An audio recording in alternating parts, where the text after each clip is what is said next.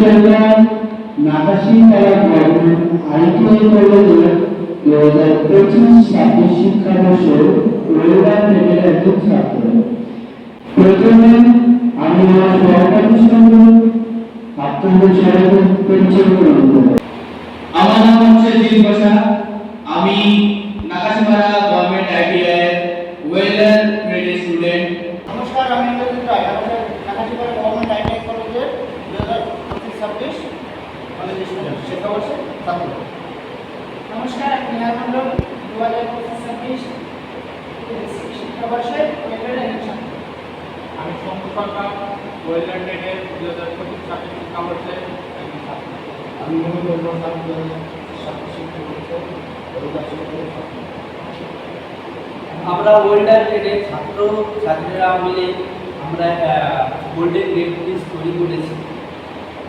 একজন ওয়েল্ডার ট্রেডের ছাত্র হিসাবে আমরা যে একটা কারিগরি দক্ষতাকে অর্জন করেছি সেটি এই গোল্ডেন ব্রিজের মাধ্যমে আমরা ফুটিয়ে তোলার চেষ্টা করি। এখন আমরা এই ব্রিজটা তৈরি করতে যেসব মেটেরিয়ালের প্রয়োজন হয়েছে সেই মেটেরিয়ালগুলো হলো 25 mm into 25 mm হলো ব্রিজ, হলো মেটাল, অ্যান্ড হচ্ছে 150 mm to 3 mm stainless plate and 5 mm hollow bar and electrode and metal primer and paints.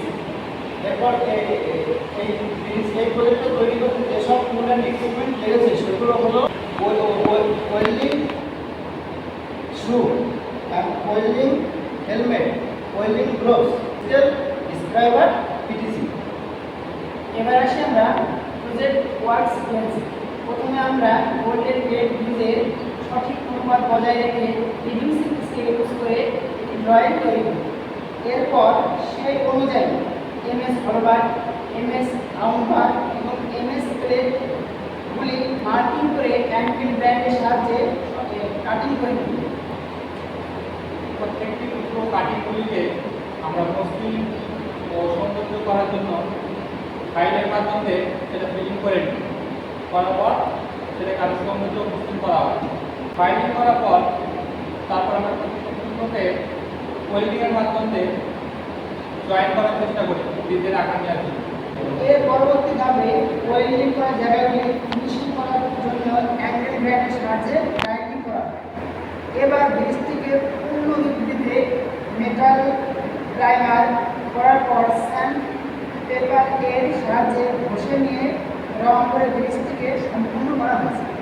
পরিশেষে আমরা ধন্যবাদ জানাই আমাদের মাননীয় প্রিন্সিপাল শ্রীমতী রাজশ্রী মিত্র মহাশয় এবং ওয়েল্ডার ট্রেডের ইন্সপেক্টর মাননীয় শ্রী আবুল কালাম মহাশয়কে যাদের পরামর্শ এবং অকৃত্রিম সহযোগিতা ছাড়া আমরা এই প্রজেক্টটা করতে সম্ভব হতো না। ধন্যবাদ।